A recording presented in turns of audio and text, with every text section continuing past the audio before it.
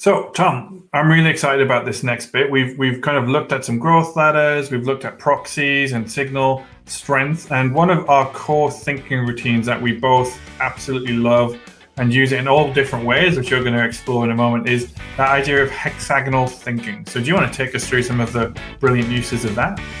Absolutely. So hexagonal thinking is one of our core routines because of the connections we can immediately make. And hopefully you're picking up those keywords, or obviously refer us directly into the relational level of understanding. And so in many ways, when you're doing hexagonal thinking, you're tipping everything towards that deeper level of understanding straight away.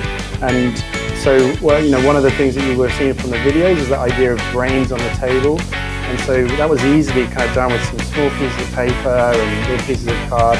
Hexagonal thinking would be in that same boat, where we're using small hexagons that can be connected in many different ways. And on those hexagons are individual ideas or elements of a particular conceptual understanding. And so we can represent that and we've used hexagonal thinking in lots and lots of different ways and in different contexts. And one of the best ways we can actually help you understand is just to show you some examples. And so what we have here on the left-hand side is a group of teachers exploring some of their big goals as a particular team. So it's not just a student activity or a thinking routine, it's for all of us to use. On the right-hand side, this is an outcome of working with some teachers and some school leaders in the design of their new learning environments and new learning spaces. And so as part of the architectural process, and they were answering the question what they value the most about great learning.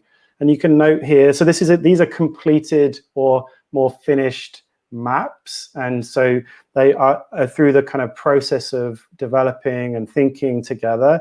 They would have been moving the hexagons around just like those students were in the video that you've seen. They would have moved them around, they would have been doing lots of discussion and talk, and then these maps are kind of like the final outcome. They decided to put them, set them down, to glue them on in the left one, or to create a digital copy on the right. They come in lots of different shapes and sizes, and one of the powerful aspects of hexagonal thinking is that you can start with the same shape, you can start with the same ideas, but you're always likely to generate some thinking that represents your learning. And so that's a crucial part of this, is that you could set this up in many different ways with your students in your classroom, and they're likely to come up with something that's just for them in terms of the way that those ideas connect together. You can see here, there's some examples where we've had post-it notes out, to organize and to label different aspects. We've combined it with all sorts of other things. That idea of using loose parts is a really important part of this technique. So thinking is happening, we're moving stuff around, and I'd like to really pay attention to the talk that's going on here, because these images represent maybe an outcome, maybe a finished sort of process, if you like, the kind of outcome of that process, but there's all sorts of other signals that we can pay attention to. So let's just use our language for a second. If we look at these maps, they are one signal, or they're one proxy of understanding, but whilst they were being created, there were other things that we could have paid attention to. So the talk that was going on, the changes that were being made, the answering of questions and things that were being used during that discussion. And it's not just, you would have noticed the example so far, written words, and we don't just have to use those. And so we could use it in lots of different ways. And I particularly like an image-only use of hexagonal thinking. And here's a couple. We've got animal habitats on a range of hexagons. And you can imagine this on a tabletop task for some early years students. And all you're doing is inviting some talk, inviting some discussion, inviting some explanation of what they can see. They might pick up the little hexagon there with the woodland and the forest space. They might talk about something that they've experienced. And so that gives you a really clear sense of their understanding about, habitats as a starting point. So getting students to talk straight away, using these as little artifacts of talk, is a really powerful way to use hexagonal thinking. Another example is some of that plate tectonics work that Chris had already started with his concept map earlier on in the course. Well, you could use illustrations and diagrams and images on maps, on hexagons, just for them to be able to, your students to be able to connect and link together, maybe to use as a starting point for some discussion.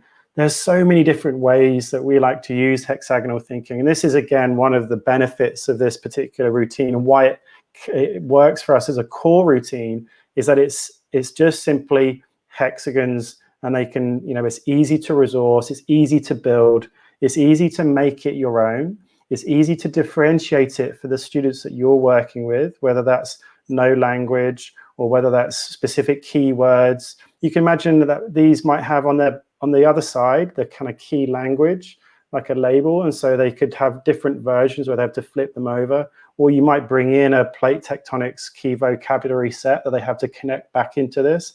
There are so many different ways that you could use hexagonal thinking, and so we like to use it because it shows that very, very clear signal that these ideas are connected, and then we encourage the talk that comes around that. Chris, in the next example, we've got another maths task. You're going to challenge my maths brain again, aren't you? We've done parabola and drawing graphs. This one's about pizza, though, isn't it? It is about pizza, my second favorite topic. And I think one of the things is, since we've been using hexagons for years and years, Tom, and we were using a lot of paper-based hexagons, and we invested in pre-cut hexagons. I know we both invested in hexagon like paper cutters. Mine was not very good. I think it was too small. I didn't make them big enough. But we've done that. But the digital actually offers us some real opportunities to play with this shape as well, and to kind of really get kids to interact with thinking. So this up here there is a question, and it's around Chris and Tom. That's you and me, my friend. We're having a pizza party. And I've got a bunch of information on the screen here. And so what we're asking students to do is to look at this information and answer a simple question. Should Chris and Tom buy one 24-inch pizza, or should they buy two 12-inch pizzas? And that's it. So it's a very open-ended question, and there are lots of possible answers. And the really nice thing about the digital is that if you want to actually then start moving these hexagons, which we can if you do it in like Google Slides, or you do it on a Miro board, or even you could do it without the hexagon shape, I think, though, but on a Padlet. But you can, the idea of being able to move these shapes around. And so as we move them around, we can put them into groups. So we're starting at this kind of pre-structural to unistructural level. I think on the next slide, Tom, we've got some pictures there with just a bit of color in them. So we start to group them, and we said, well, on the kind of yellow hexagons here, it's all kind of information and some kind of opinions about, Chris loves a bargain and margarita. Frank's pizza dough's delicious. Tom wants to buy two 12-inch pizzas. Chris and Tom are going to have two friends over for a party. I mean, that's two pizzas for four of us. That's excellent. We might have, like, on the orange group here, where we've got, this is how much money we've got to spend. So we've got $26. Frank's 12-inch margarita costs $13, and Frank's 24-inch margarita costs $26. So you're like, okay, well, it costs the same to get two 12-inches and one 24-inch. So maybe we can discount that. You'll see on the right-hand side, we've started to discount things like pizza is the Italian word for pie. Like, that's interesting information, but it's certainly additional to what we are looking for. And did you know that the margarita pizza was invented on the 11th of June, 1889? Amazing. What you found is, and the students can just use a paint tool to fill in these different colors. And what they found that is the green color there, they've actually got some mathematical equations. So you're like, okay, well, this is interesting. Maybe this is actually not an opinion question, but more of a maths question. And so what we can do is we can then look at those connections, and we know that the 2 12 inches or 124 is the same. We've got the same amount of money. So we know that Chris loves a bargain. So is there something about the area of these pizzas that might be worth looking into? And suddenly when we start to do the maths on the next visualization, we're like, okay, let's do this maths. The smaller pizza of 12 inches would give you a 113-inch area. But if I've got two of those pizzas, that's 226 inches. So just to repeat that, if I buy two 12-inch pizzas, I'm going to get 226 inches, 0.19, of pizza. That's a lot of pizza. But is it, Tom? Because in fact, if I buy one 24-inch, which you assume is just two 12-inch pizzas together, right? You assume that. I actually get 452 square inches of pizza. Wow. And that's because of the area of a circle is A equals pi r squared. So just to kind of visualize that, is like, here's my giant 24-inch pizza. So that has, if I half that diameter, it's 12 inches, and I get even two of those, I've still got all of that extra pizza happening. So just you're starting out from a hexagonal activity in a digital format to be able to color the hexagons, to be able to move them and group them and do all of that beautiful stuff we were talking about, which really reflects that that kind of solo language. And one of the things I love doing is if you can get kids to screen record themselves manipulating the hexagons. That actually gives you a whole story, a really interesting narrative, very much in the way that we filmed those students doing the maths task as well.